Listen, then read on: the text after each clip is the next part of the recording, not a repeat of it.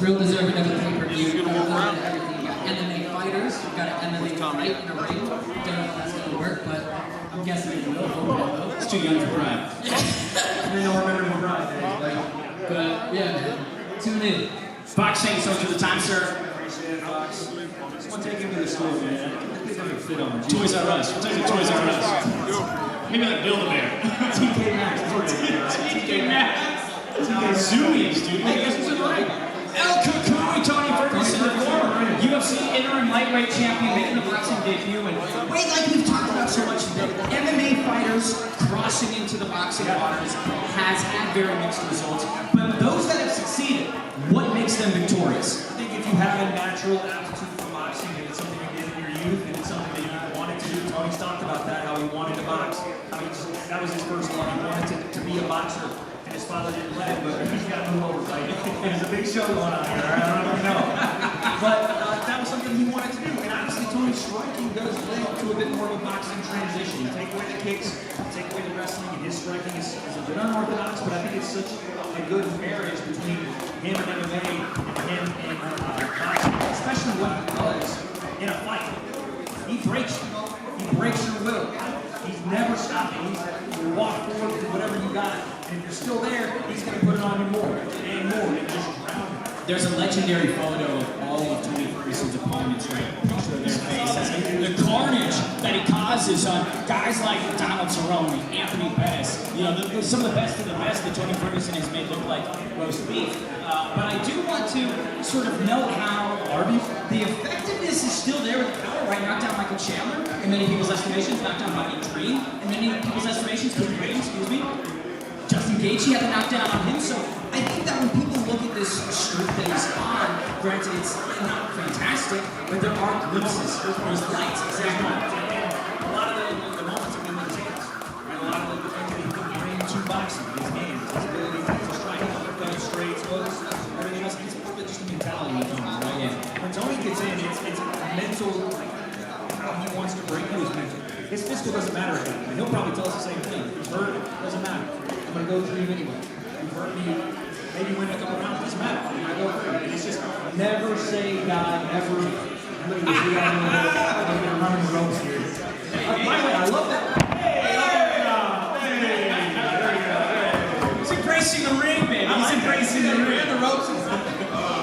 I don't know if WWE AEW wants to sign a young Tony Ferguson, but El Cucuy was dangerous. Him versus The Miz. Let's book it at the Clash of Paris. Run that. Bringing the boss in a little bit.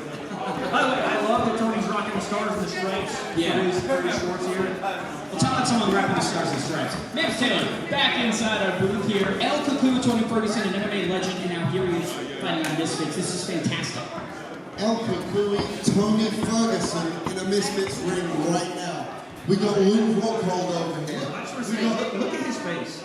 Look at how excited he is. Oh man, I mean, you realize who that is? Like people that are watching him, you realize who that man is and how excited he is and how he feels. That's a former world champion. That's one of the best fighters I've ever seen with my own two eyes in our presence. So it's a different feel. I get goosebumps talking about it. It's a different feel, man. It really is. you know why we are good at what we do? Because we are real fans. We are fans. We grew up on this. These are our heroes, our legends. They're all in the ring fighting this Saturday on Misfits 22. It's going to be spectacular and special. Listen, Tony Ferguson against Salt Papi. That fight right now, it's an absolute banger. It's a 50-50 for me. You know, Tony's got the experience. He's battle tested. Tony and I spoke, and Tony was like, I am going to win this fight. I'm doing everything I need to do to win this fight, and he's so determined. It meant so much, I could tell, and I really felt it. Salt Papi, calm, cool, collected. You know what he's about, but when the lights come on, and it's a big occasion, how's he going to perform? It's a 50-50 one for me. I can't wait. It's going to be a big banger. Then let's talk about Luke Rockhold against Darren Till. Darren Till is our guy here. Luke Rockhold visiting, but maybe he's making Misfits his home. If he becomes the champion here, that's absolutely a great look for us. Darren Till as well. And I'll just say this. a lot of people, and I love Darren, a lot of people pick Darren, I've spoken to, but do not overlook Luke Rockhold. That guy looks like Captain America. I just said hello to him. He's like 3 times my height, which, wait, you're like twice my height. So. He's bigger than me, for sure. I trained with him. I got to see what they put him through. This guy works out with 2-pound gloves on. And when he gets sweaty, they're like 4 pounds. And he's just digging. It was like 12 rounds I watched him in the bag. He just didn't get tired. What are you going to do made of? In 30 seconds and I'm done. That's my girl. He's also got like the best wardrobe ever too. He's dripping in the outfits here. I don't know what he was. Again, he's wearing Luke Rockhold. Speaking of drip, what are we talking about? The stars and stripes and the shorts. Let's go, baby. Every time I come over here, man, I need somebody to represent the U.S. of A, baby. I do want to ask you guys, Wade and I were talking a moment ago about all the MMA fighters that have crossed over into boxing and the ones that win, what makes them successful. I'm curious for you to weigh in on this. You know, what have you seen be the best traits, the characteristics that make these MMA fighters successful in their boxing entries? I think they have a strong boxing background as well. They've adapted well. Look, it's very different when you're fighting in MMA and a boxing and the stance you have. When you're boxing, you've got to worry about the left hand and the right hand, but there's more to it than that because it's the angles, the uppercuts, the hooks, and what are you looking for? When you're fighting MMA, you can't take that kind of angled stance as much, otherwise you get taken down. So it is really a different sport, and the adaptation comes from, I think, understanding the difference. No, I agree, and I think too it lends to what Tony does well. You look at when he butchers guys, yes, he can do it with those nasty razor elbows, but he does it with his fists more than not, right? And again, I think lending to his boxing experience, but also his mentality, he's shoring up a lot of the things that are more difficult in the MMA space. Not having to defend takedowns, not to worry about kicks. You can defend in more broad space now. You can get your head off center line and not worry about a kick coming up and smacking you in the temple. All of that stuff, I think just lends to what Tony already does well. And again, his gas tank is unlimited. And again, we've seen, as much as people are saying, Salt Papi this, Salt Papi that, he does fight negative at times.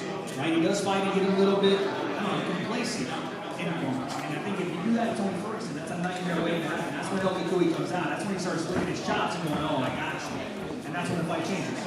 I was going to ask you, man, for Salt Papi on Saturday night, massive, monumental opportunity in this event spot. What does he need to do, in your opinion, to take out a guy like Tony Ferguson? He needs to stay calm, keep his composure, weather the storm, and find the right opportunity. Don't look for the knockout, but if it comes, that left hand is right there, you know?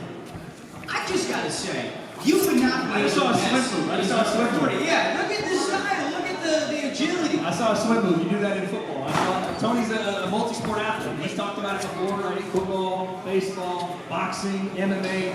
And what unites all of it, the common thread between every physical focus that he's had is this demonic work ethic, championship level work ethic, to unorthodox and zany degrees. But when you think about how Tony Ferguson preps for these types of fights, man, I mean, it's chaos.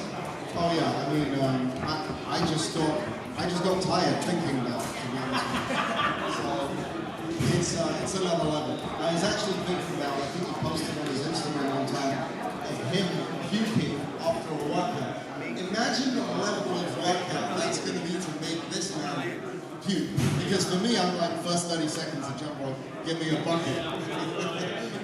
That's the mentality. Again, that's what Tony is. He's training over that dominion for all his career. Where everybody else wants to quit, where everybody else is looking for a way out, Tony's looking to go deeper into it. He's looking to go further into the darkness.